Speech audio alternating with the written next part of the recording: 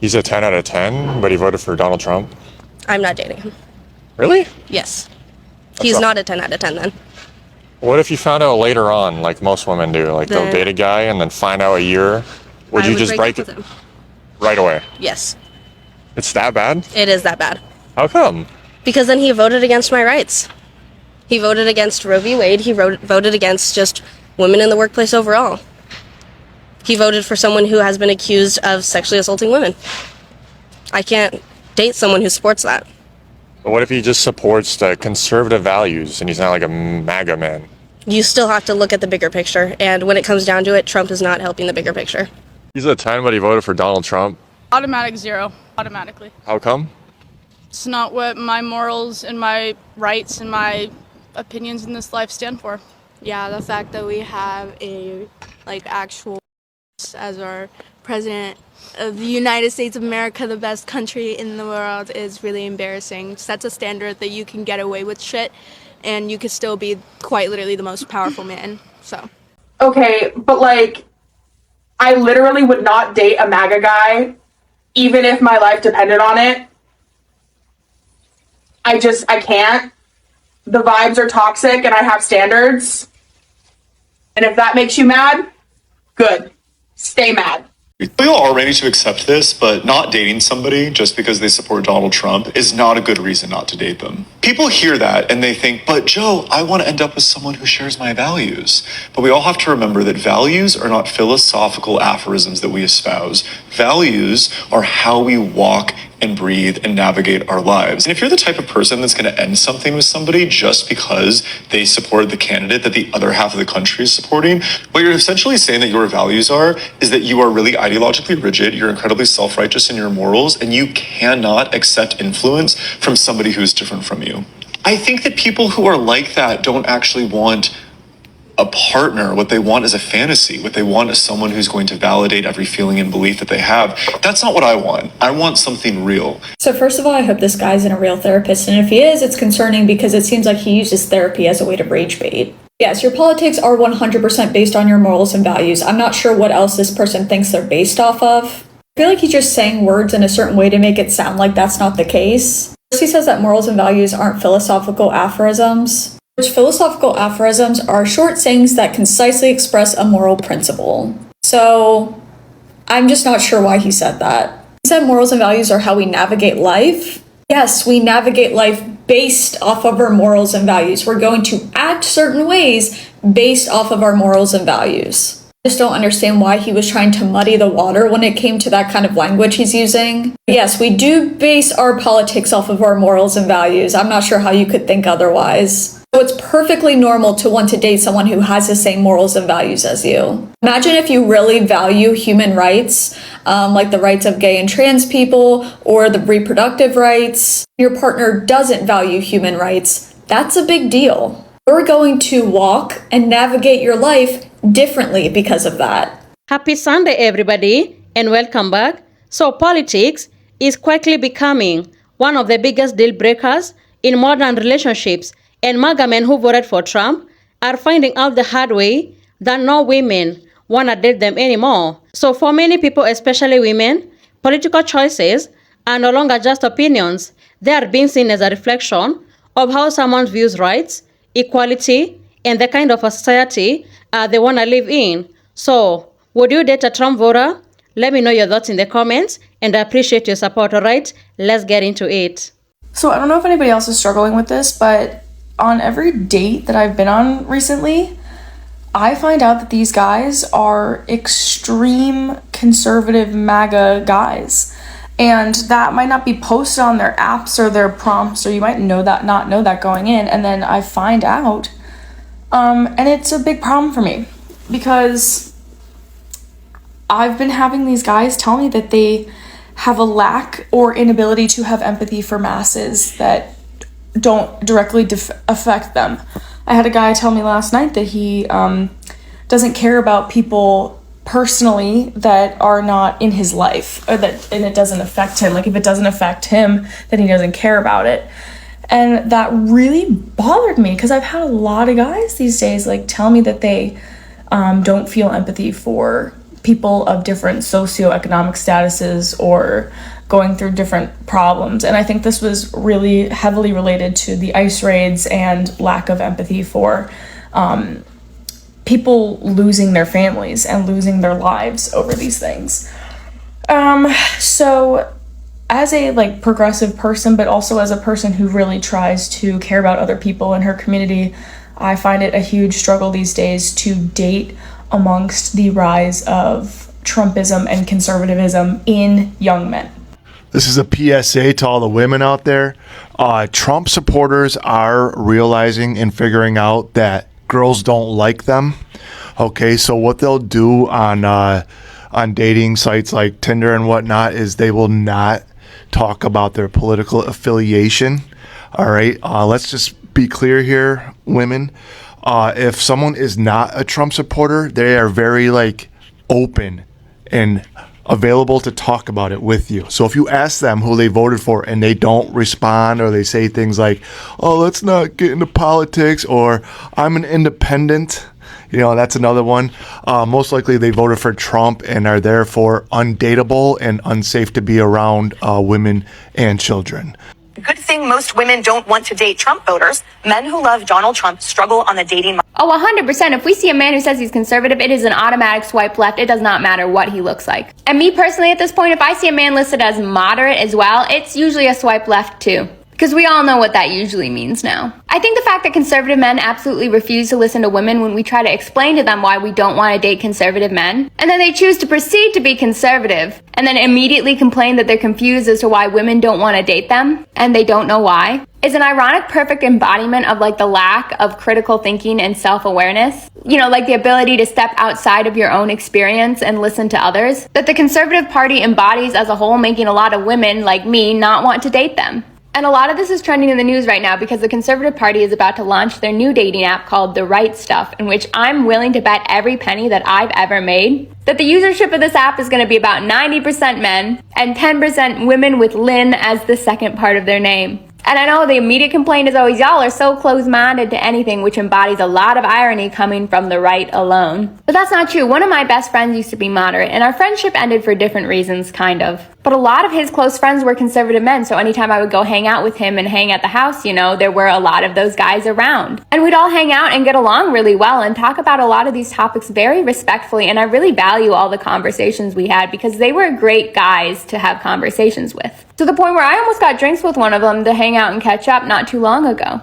But when it comes to a partner or a life partner especially, those things become exponentially more important to have in alignment. At the end of the day, if you're someone who's voting against my rights and my family members' rights, that means that you don't think that we deserve to have the same rights as you. And I would never date someone who doesn't see me and my family members as equals. If you're dating a guy who voted for Donald Trump, really think to yourself, do you want to raise a daughter with that man? Do you want to raise a daughter with the man who has condoned everything Donald Trump has said? And really think about that. I married a Trump supporter, and this is how it went. Before I go into this story, I want to preface by saying that I believe there is a difference between a Trump supporter and a Republican.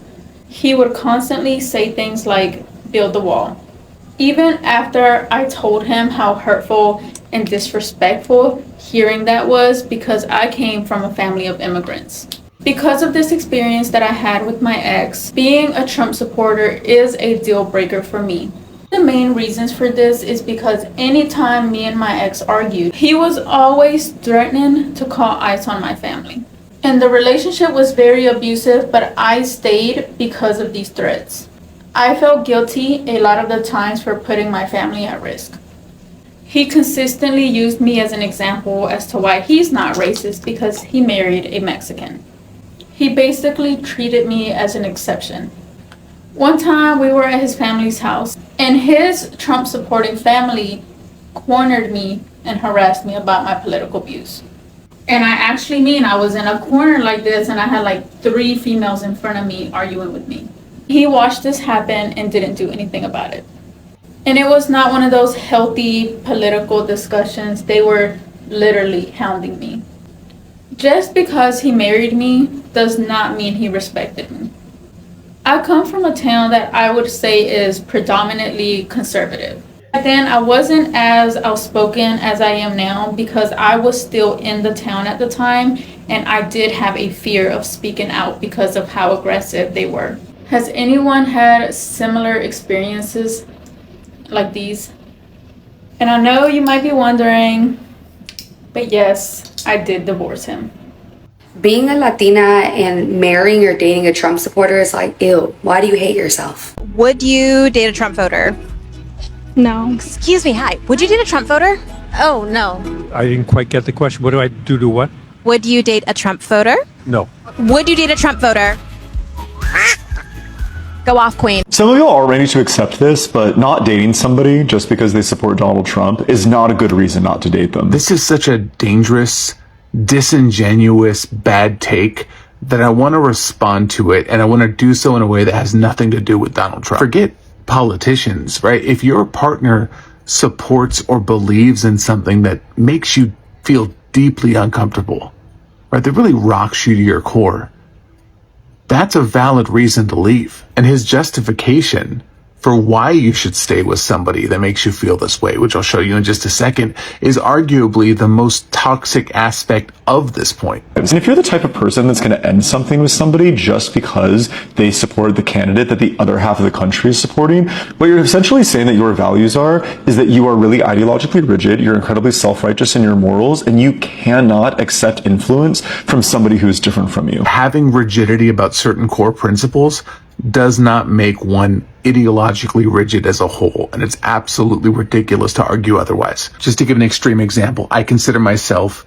to be staunchly anti-racist, right? It is not a character flaw, nor does it make me ideologically rigid as a whole, because I would refuse to date someone who's a Klans member.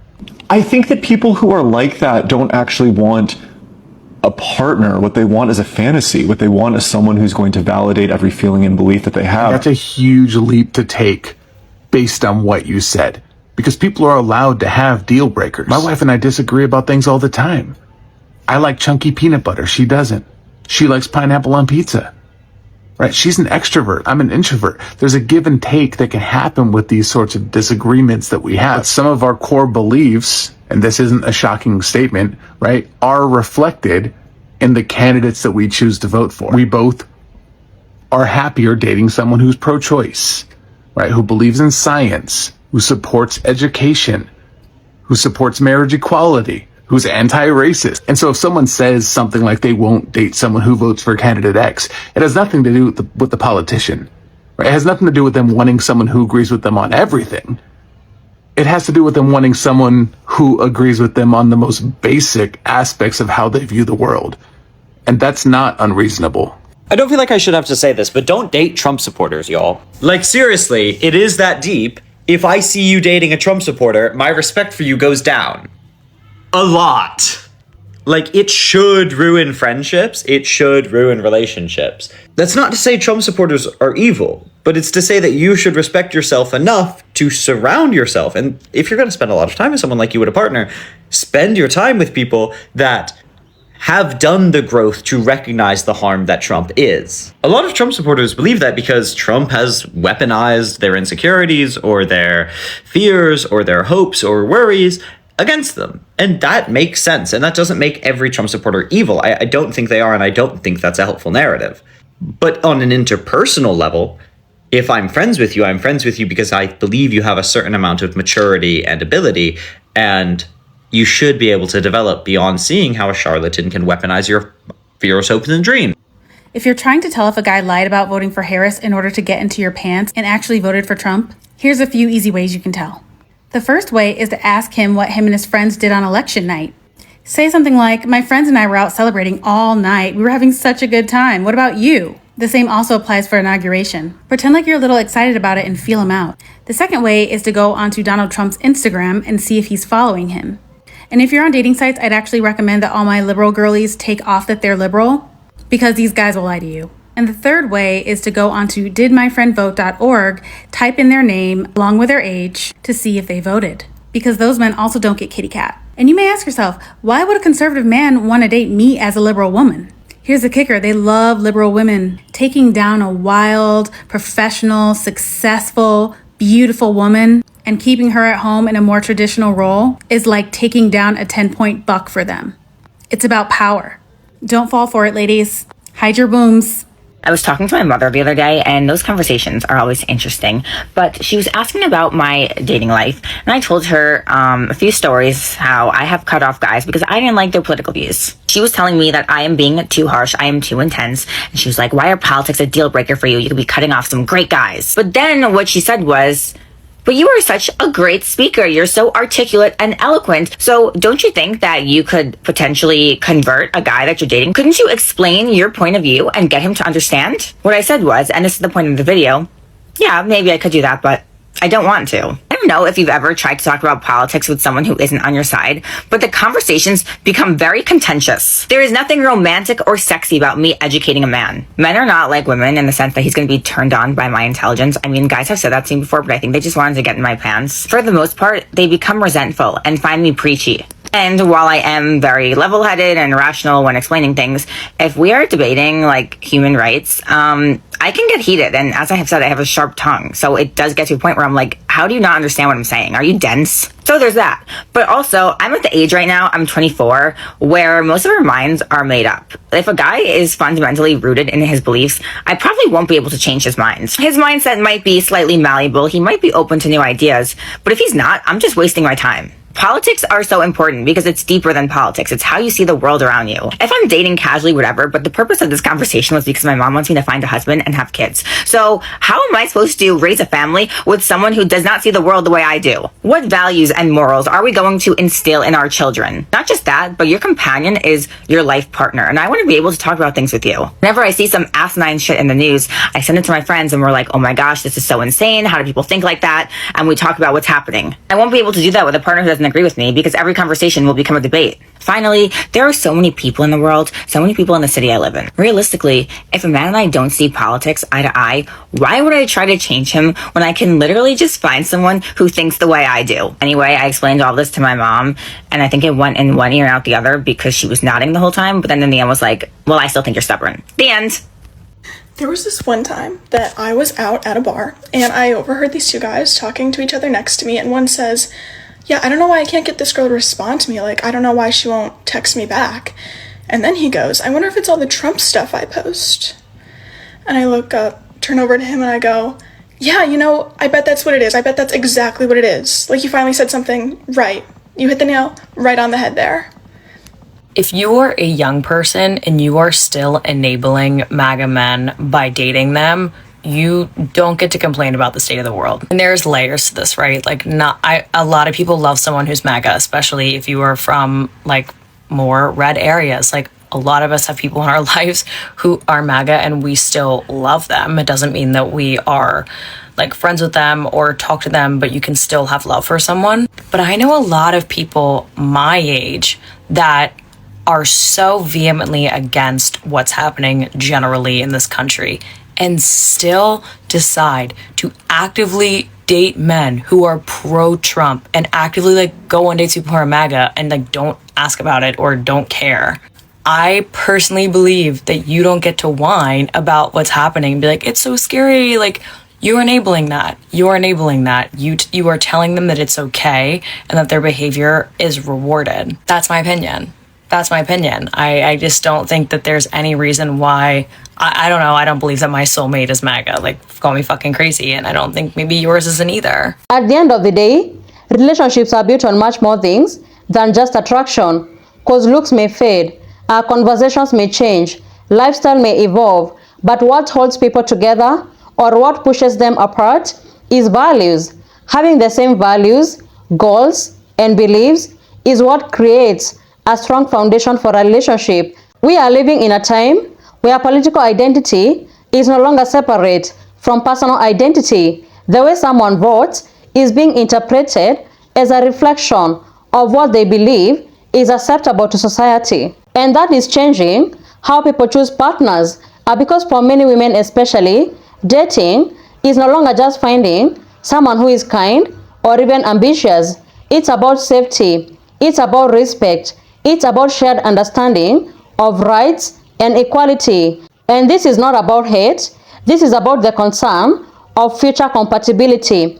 Because people are asking, how can I build a life with someone whose views feels completely opposite to me, you know? Can we raise children with different ideas of fairness, identity, or even freedom? Can love survive when core beliefs about human dignity don't align? So these are not just small questions, these are foundational. I know there are many people who believe that politics should stay separate from dating. They argue that love should be personal and not political, and that relationships should be about character and not campaigns. And that perspective also matters. But the reality of modern dating is that perception also matters as much as intention, When political issues become deeply tied to identity, to rights, and lived experiences, people stop seeing them as just debates. They become emotional and they become personal. And when something becomes personal, it becomes difficult to separate from relationships. And this is why political compatibility is becoming more visible in dating conversations. It's no longer about left or even right.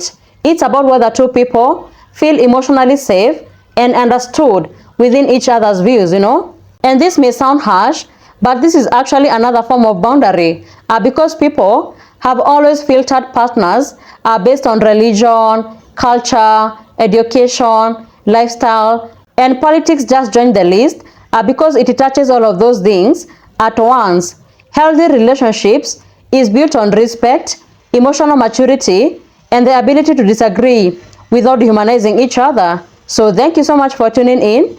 Be sure to like, subscribe, and share. Have a good one. I'll see you in the next video.